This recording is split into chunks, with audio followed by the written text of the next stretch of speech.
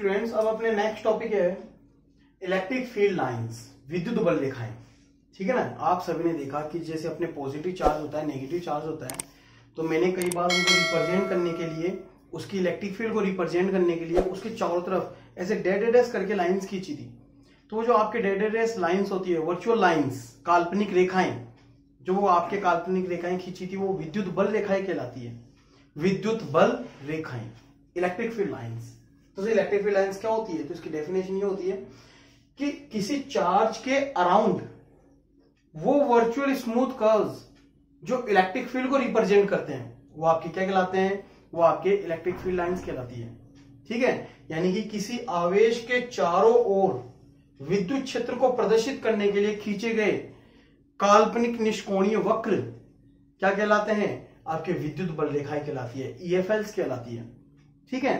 तो आपके ईएफएल्स की सबसे ज्यादा प्रॉपर्टीज क्वेश्चन में यानी पेपर में पूछी जाती है, तो अपन इसकी प्रॉपर्टीज मेन मोस्टली कंसंट्रेट अपन प्रॉपर्टीज पे ही करेंगे।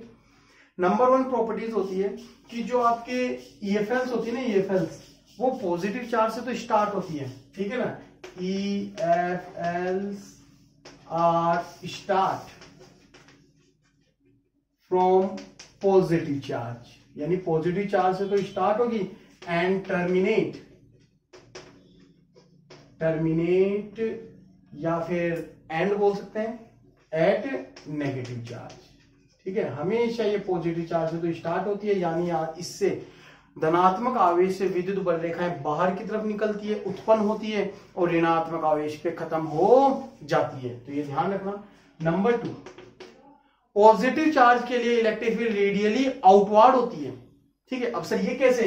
ये आपके क्वेश्चन भी आता है, Q ग्रेटर देन 0 के लिए ईएफएल्स ड्रॉ करो, यानी कि Q यदि 0 से बड़ा है तो इसके लिए विद्युत बल रेखाएं खींचो। तो कैसे खींचेंगे?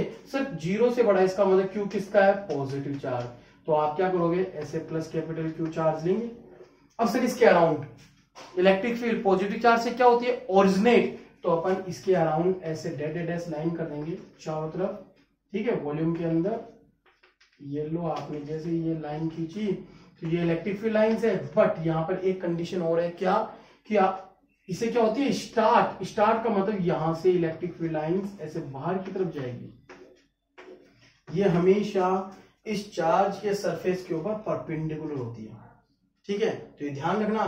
तो आपकी ये होती है, ये कंडीशन कहलाती है रेडियली आउटवर्ड। इसको बोलते हैं रेडियली आउटवर्ड। इसका मतलब त्रिज्यतः बाहर की ओर, त्रिज्यतः बाहर की ओर, यानी पॉजिटिव चार्ज के कारण इलेक्ट्रिक फील्ड क्या होगी आपके?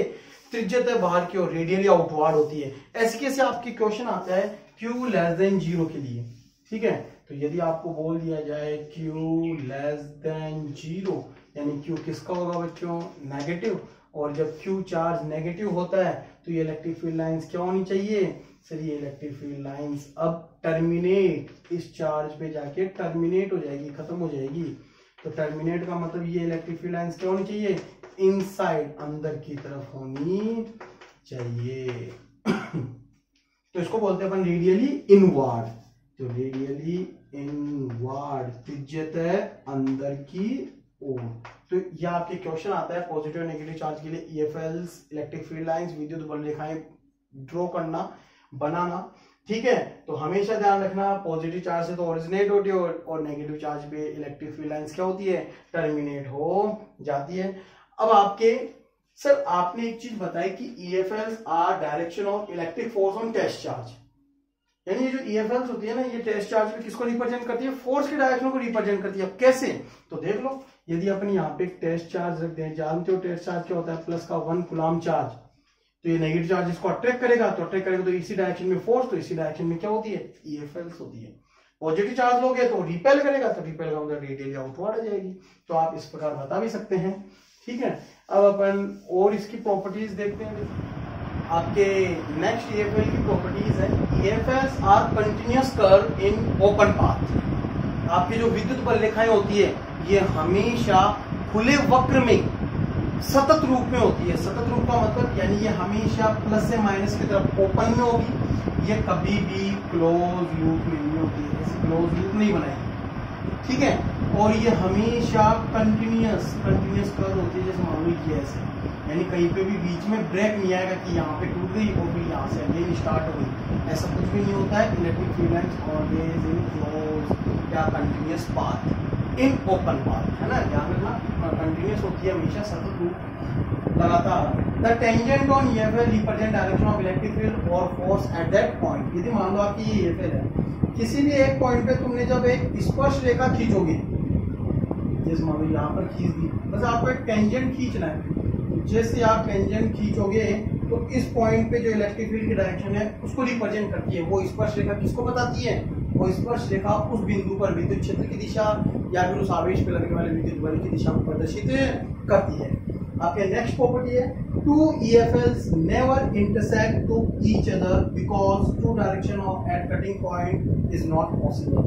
कभी भी दो विद्युत बल रेखाएं, ठीक है, कभी भी दो आपके EFLs एक दूसरे को कट नहीं करेगी, ठीक है। जैसे मान लो कट कर रही है तो ऐसा कभी भी नहीं होगा। क्यों? क्योंकि कटिंग पॉइंट पर दोनों कर्व के अलोंग अपन दो इलेक्ट्रिक फील्ड की डायरेक्शन बता सकते हैं, और एक ही पॉइंट पर दो इलेक्ट्रिक फील्ड की direction that is not possible. इनका रिजल्टेंट भी हमेशा एक ही आएगा। तो इलेक्ट्रिक फील्ड की डायरेक्शन केवल एक ही होती है, एक ही पॉइंट पर कभी भी आपके दो डायरेक्शन नहीं होती है, तो दैट इज नॉट पॉसिबल, यानी कभी भी एक दूसरे को इंटरसेक्ट नहीं करेगी, एक दूसरे को नहीं काटेगी, ठीक है ना। आपके EFLs are perpendicular to surface of conductor, यानी जो आपके चालक होता है उसके सरफेस पे हमेशा क्या होती है? इलेक्ट्रिक फील्ड लाइंस परपेंडिकुलर होती है। ध्यान रखना हमेशा, जैसे मान लो ये आपकी इलेक्ट्रिक फील्ड है, ठीक है, ये इलेक्ट्रिक फील्ड लगी है, ऐसे मान लो इसके चारों तरफ इलेक्ट्रिक फील्ड प्लस से माइनस की तरफ होती है, ठीक है ना। तो जैसे ही मान लो यहाँ पे कोई इलेक्ट्रिक फील्ड आ रही है तो इसके ऊपर क्या होता है? नेगेटिव चार्ज इंड्यूस हो जाता है, इधर ये प्लस का चार्ज नेगेटिव और इस तरफ पॉजिटिव। तो क्या होता है, जब इलेक्ट्रिक फील्ड लाइन से जाएगी तो ये हमेशा इसके सरफेस के अंदर से परपेंडिकुलर एंटर करेगी, और किसी कंडक्टर के अंदर इलेक्ट्रिक फील्ड 0 होती है, और फिर जब ये बाहर निकलती है तो ऐसे की ऐसे ही परपेंडिकुलर फॉर्म में बाहर निकलती है, यानी कि एवरी पॉइंट पे इलेक्ट्रिक फील्ड क्या होगी? परपेंडिकुलर। पैरेलल EFL यानी समानांतर विद्युत बल रेखाएं, ये तो अपन ने क्वेश्चन भी कर लिया है ऐसा। समानांतर विद्युत बल रेखाएं जो होती है वो किसको रिप्रेजेंट करती है? यूनिफॉर्म इलेक्ट्रिक फील्ड, यानी समरूप विद्युत क्षेत्र को बताती है। एवरी पॉइंट पे इलेक्ट्रिक फील्ड क्या रहती है बच्चों? समान रहती है। Denser region of EFL large electric field, जैसे मान लो आपके नॉन यूनिफॉर्म इलेक्ट्रिक फील्ड हो। नॉन यूनिफॉर्म का मतलब असमरूप विद्युत क्षेत्र जो पैरेलल लाइंस नहीं हो। पैरेलल लाइंस क्योंकि तो ऐसे आपके इस शेप में होगी लाइन, तो आप क्या देख रहे हो कि P पॉइंट पर electric field lines denser region बना रही है। तो यहाँ पे इलेक्ट्रिक फील्ड लाइन ज्यादा है और Q पॉइंट पे कम है, तो P पॉइंट पे ज्यादा होने के कारण P पॉइंट पे इलेक्ट्रिक फील्ड भी क्या होगी? ज्यादा होगी, और Q पॉइंट पे कम होगी। तो ये आपके कुछ और प्रॉपर्टीज है, और अपन देखते हैं आगे। नेक्स्ट प्रॉपर्टी आपकी EFLs have property of compression between the unlike charges. जो इलेक्ट्रिक फील्ड लाइंस होती है ना, ये लेंथ के अकॉर्डिंग एक दूसरे में कंप्रेस हो जाती है। तो कंप्रेस होने का मतलब ये किसको रिप्रेजेंट करती है? अट्रैक्शन फोर्स को रिप्रेजेंट करती है। कैसे? काफी क्वेश्चन आता है Q1 into Q2 less than 0 के लिए EFLs लाइन ड्रॉ होगी। तो sir Q1 into Q2 less than 0 कब होगा? जब एक प्लस और एक माइनस। मान लो ये Q1 चार्ज पॉजिटिव है और Q2 चार्ज नेगेटिव, तो आप जानते हो कि इसकी इलेक्ट्रिक फील्ड लाइंस ऐसे होनी चाहिए थी, ऐसे चलो है ना, रेडियली आउटवर्ड। सर इसकी इलेक्ट्रिक फील्ड लाइन ऐसे, और इसकी होनी चाहिए रेडियली इनवर्ड, तो ये इलेक्ट्रिक फील्ड लाइन ऐसे होनी चाहिए। परंतु होता क्या है कि ये कंप्रेस हो जाती है। कंप्रेस का मतलब यहाँ पे electric field line positive to negative, ये दोनों कंप्रेस होके ये इलेक्ट्रिक फील्ड लाइन कैसे बन जाएगी? ये ऐसे बन जाएगी। ये दोनों कंप्रेस होके ये कैसे बन जाएगी आपके? ये भी ऐसे बन जाती है, और आपकी इलेक्ट्रिक फील्ड लाइन ऐसे हो जाती है, ठीक है। तो वो आपके ये कंप्रेस होने की प्रॉपर्टी आपकी क्या कहलाती है? ये अट्रैक्शन फोर्स को रिप्रेजेंट करती है, ठीक है। किसको रिप्रेजेंट करती है बच्चों? अट्रैक्शन फोर्स को। ये से आपके इसके अंदर एंटर करती है, ये से बाहर निकलती है, इससे ये आपके ऐसी कंडीशन होती है अनलाइक चार्जेस के बीच। नंबर लास्ट है आपके EFLs have property of lateral repulsion between like charges. ठीक है, यानी लाइक चार्जेस जब भी होंगे ना उनके बीच लेटरनल रिपल्शन होगा। सर लेटरनल रिपल्शन का मतलब होता है लंबवत रेखा में प्रतिकर्षण। अच्छा, लंबवत रेखा में प्रतिकर्षण कैसे, यानी प्रतिकर्षण बल को प्रदर्शित करता है कैसे, तो हम देखते हैं। अपन कंडीशन ले रहे हैं Q1 × Q2 ग्रेटर देन 0, यानी कि Q1 और Q2 लाइक चार्जेस है। तो एक तो मान लेते हैं प्लस का और दूसरा भी प्लस का। जैसे मान लिया ये दोनों आपके हो गए प्लस प्लस के चार्ज, तो इलेक्ट्रिक फील्ड लाइंस एक दूसरे को रिपेल करेगी। रिपेल करने का मतलब ये लाइंस ऐसे हो जाती है आपकी, ठीक है, एक दूसरे को दूर हटा देती है, आपके ऐसे हो जाएगी। बीच में क्या मिलेगा, बीच में एक ऐसा पॉइंट मिलेगा जिसको बोलते हैं उदासीन बिंदु। उदासीन बिंदु, इस बिंदु पर लगने वाला इलेक्ट्रिक फोर्स और इलेक्ट्रिक फील्ड दोनों कितनी होगी, 0। ठीक है, ऐसे कैसे, यदि आपको मान लो ये दोनों चार्ज माइनस के दे दे, तो चार्ज चाहे से माइनस के हो प्लस के हो, उनके बीच में बस ये यहाँ पे इलेक्ट्रिक फील्ड लाइन इनसाइड हो जाएगी, और रिपल्शन तो आप कैसे कैसे होगा, यानी इनसाइड, ध्यान रखना inside.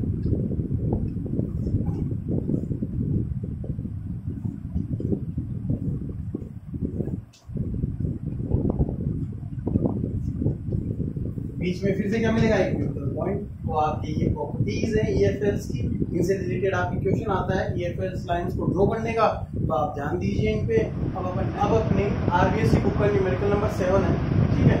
The electric charge capital Q divided into 2 parts, यानी कैपिटल Q चार्ज, एक आपके कैपिटल Q चार्ज जो आपके एक कांस्टेंट चार्ज है, ठीक है, डिवाइडेड इनटू 2 पार्ट्स, इसको 2 भागों में बांटा गया है, ठीक है। इसको अपन 2 पार्ट्स में डिवाइड कर रहे हैं।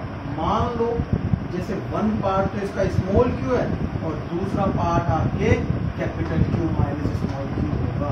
तो क्या मैं इसको Q1 मान लूं तो इसको मान लेते हैं, ठीक है। तो ये इनकी वैल्यूज हो गई एट डिस्टेंस स्मॉल r, और इन दोनों चार्जेस को अपन कहाँ पे रख रहे हैं, वही स्मॉल r डिस्टेंस पे, ठीक है। तो अब ये बोल रहा है what be the condition for maximum repulsion force between them, यानी Q1 और Q2 की क्या वैल्यू हो, आपको फाइंड आउट करना है। Q1 एंड Q2 आप डिवाइड कर रहे हो, तो इसकी क्या वैल्यू हो कि यहाँ पे जो लगने वाला है ना रिपल्शन फोर्स, वो क्या हो जाए, मैक्सिमम होना चाहिए। तो सर रिपल्शन फोर्स कितना होगा, पहले ये पता करते हैं। तो रिपल्शन फोर्स होगा आपके K Q1 Q2 upon r²।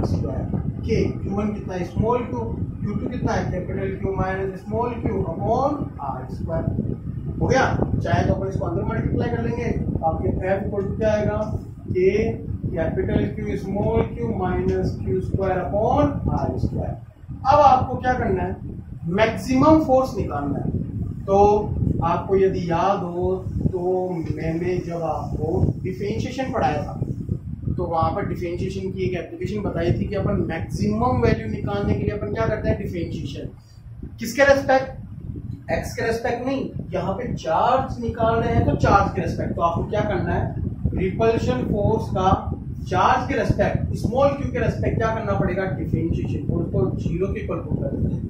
0 को इक्वल पुट करते ही जो कंडीशन आती है वो आपकी किसके लिए होती है, या तो मैक्सिमम फोर्स के लिए होती है या मिनिमम फोर्स के लिए होती है।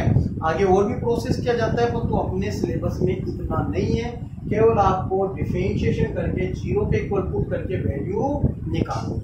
कैसे, तो देखो इसका डिफरेंशिएशन करते हैं। तो d अपॉन dq, f कितना है, k capital Q small q minus q² upon r² is equal to 0। Constant term को बाहर ले लेते हैं, k भी कांस्टेंट, r² भी कांस्टेंट। जैसे अपन डिफरेंशिएशन करेंगे तो कैपिटल Q कांस्टेंट है, ये तो बाहर आ गया, और Q की पावर 1, तो कैपिटल Q dq की power 1 upon dq minus d upon dq, और किसका करेंगे, q² इज इक्वल टू 0। इन सभी टर्म को 0 में ले जाते हैं, तो कैपिटल Q की पावर 1 का, ठीक है, जैसे बोलते हैं ना x का x के रेस्पेक्ट डिफरेंशिएशन कितना 1, तो वैसे ही q का कितना हो जाएगा 1, तो 1 माइनस 2 q² का कितना होगा, यानी कि पावर आगे मल्टीप्लाई विद 2, तो पावर में से एकदम 2 माइनस 1 1 इक्वल टू 0। तो स्मॉल q कितना होगा, इसको उस तरफ ले जाते हैं, तो स्मॉल q को Q/2, यानी आपके चार्जेस कितने होने चाहिए, मैक्सिमम फोर्स के लिए चार्जेस की वैल्यू हाफ करनी पड़ेगी। जब चार्ज आधे आधे होंगे तो आपके इन दोनों चार्जेस के बीच लगने वाला फोर्स क्या होगा, मैक्सिमम होगा। ठीक है, तो अपन आरबीएससी बुक का न्यूमेरिकल नंबर 15 करते हैं, जो आपके लास्ट यानी कि लास्ट नंबर का न्यूमेरिकल है। ठीक है, तो हिंदी मीडियम वाले बच्चे आपके हिंदी मीडियम की बुक से ये क्वेश्चन पढ़ लें, या फिर मैं जैसे समझा रहा हूँ वैसे समझे।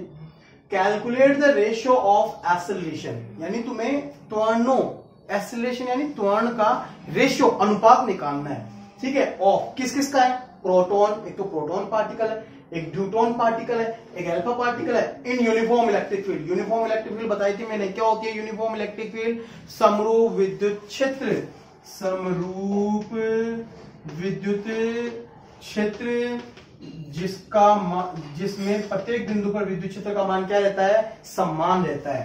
तो आपको पता है कि किसी ई इलेक्ट्रिक फील्ड में चार्ज पे फोर्स कितना लगता है बच्चों, Q इंटू ई। और बराबर मैंने कहा था यदि आपको एक्सेलरेशन निकालना है तो सेकंड लॉ ऑफ मोशन क्या बोलता है, फोर्स क्या होता है, m ई। ठीक है, तो यदि आप यहां से चाहो तो a निकाल सकते हो, किसके बराबर होगा, Q into capital upon m। अब जैसे मैं बात करता हूं आपके नंबर 1, सबसे पहले कौन है, आपके प्रोटॉन। ठीक है, तो सर P प्लस, और अभी मैंने प्रोटॉन के बारे में आपको कुछ जानकारी दी थी, फंडामेंटल पार्टिकल्स के बारे में, तो आपको पता होना चाहिए।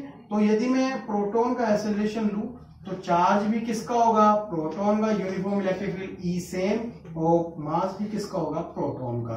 प्रोटॉन का charge small E capital upon mass upon MP मान लेते हैं, दैट इज इक्वेशन नंबर 1। इसी प्रकार मैं किसके लिए निकालूंगा, आपके ड्यूट्रॉन के लिए, यानी कि ड्यूट्रॉन पार्टिकल के लिए अपन निकालें, जिसको अपन डी प्लस बोल सकते हैं। तो आपके इसका क्या होगा sir, acceleration q d capital E upon m d. अब क्यू डी प्लस का ही चार्ज वही होता है, कैपिटल अपॉन मास क्या होता है, 2 mp। ठीक है, दैट इज इक्वेशन नंबर 2। अब इसी प्रकार अपन थर्ड किसके लिए लेंगे, फॉर अल्फा पार्टिकल। ठीक है, अब अल्फा पार्टिकल का चार्ज और आपको मास अभी मैंने बताया था, ए अल्फा बराबर, बच्चों याद रखना फंडामेंटल पार्टिकल के मास और चार्ज आपको न्यूमेरिकल सॉल्व करने में बहुत काम में आएंगे, तो याद रखना उन्हें। ठीक है, q alpha capital upon m alpha, q alpha 2e और कैपिटल अपॉन मास कितना होता है 4 mp, 2 से 4 कट गए तो 2, small A capital upon 2 mp, that is equation number 3। बोलो होगा नहीं होगा। अब इनका क्या करना है, रेशियो। देन तो सर रेशियो कैसे करते हैं, ये लो AP ratio, AD ratio, A alpha ratio, इनकी वैल्यू रखते हैं small A capital upon MP, ratio small E capital upon 2 mp, ratio small E capital upon 2 mp। तो आप देख रहे हो कि सर स्मॉल ई कैपिटल सब में कट गया, एमपी भी सब में कट गया, तो बचा क्या, AP ratio AB ratio A alpha बराबर 1 रेशियो 1/2, और कभी सॉरी 1 रेशियो 1/2 रेशियो 1/2। और कभी भी रेशियो में ऐसे आपके रैशनल नंबर नहीं आने चाहिए। तो इनको कैसे सोल्व करें, तो इनको सोल्व करने का तरीका होता है कि जो आपके डिनोमिनेटर है उनका एलसीएम ले लो। तो यहाँ पे एलसीएम, नीचे वाली संख्या होगा एलसीएम कितना आएगा 2, और इससे मल्टीप्लाई कर दो पूरे को, तो AP ratio AB ratio A alpha 2 से मल्टीप्लाई करो तो 2 रेशियो 1/1। तो ये आपके न्यूमेरिकल कंप्लीट। ठीक है, इसी प्रकार अपन एक और क्वेश्चन देखते हैं, वेरी शॉर्ट टाइप का, वेरी शॉर्ट टाइप आपके क्वेश्चन है ना, उसका आपके क्वेश्चन नंबर 9 है मेरे लगभग, मैं देख लेता हूं एक बार, क्वेश्चन नंबर 9 ही है। मैं क्वेश्चन को पढ़ता हूं, लिख रहा नहीं हूं, हिंदी मीडियम वाले और इंग्लिश मीडियम वाले बुक से चेक कर ले। क्या है, what will be the magnitude of electric field, यानी वो इलेक्ट्रिक फील्ड निकालो। ठीक है, वो इलेक्ट्रिक फील्ड फाइंड आउट करनी है, यानी which will balance the weight of an electron, यानी एक इलेक्ट्रॉन है, इलेक्ट्रॉन। ठीक है, इलेक्ट्रॉन आप जानते हैं -e, और इसका वेट को बैलेंस कर रहा है। अब वेट आप हमेशा जानते हो क्या होता है, डाउनवर्ड, mg। अब m कौन है, इलेक्ट्रॉन है, तो meg बोल सकते हैं अपन।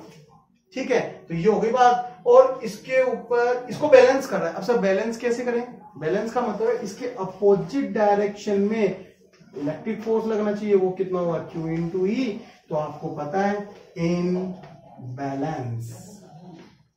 तो जब अपन बैलेंस में निकालेंगे आपके क्या आएगा sir, electric force is equal to weight force, तो आपके QE बराबर MEG फाइंड आउट करनी, इलेक्ट्रिक फील्ड बराबर इलेक्ट्रिक फील्ड इक्वल टू क्या होगा आपके MEG अपॉन Q चार्ज, और इलेक्ट्रॉन का चार्ज होता है स्मॉल ई, वैल्यू रखेंगे 9.1 इंटू 10⁻³ इंटू जी 9.8 ले लो, यदि क्वेश्चन में 9.8 दे रखा है तो 9.8 ले लो, या फिर 10 भी ले सकते हो, और डिवाइडेड बाय 1.6 इंटू 10⁻19 कूलम, और इसको सोल्व कर लीजिए। आप इसको जब सोल्व करेंगे तो आपकी वैल्यू आएगी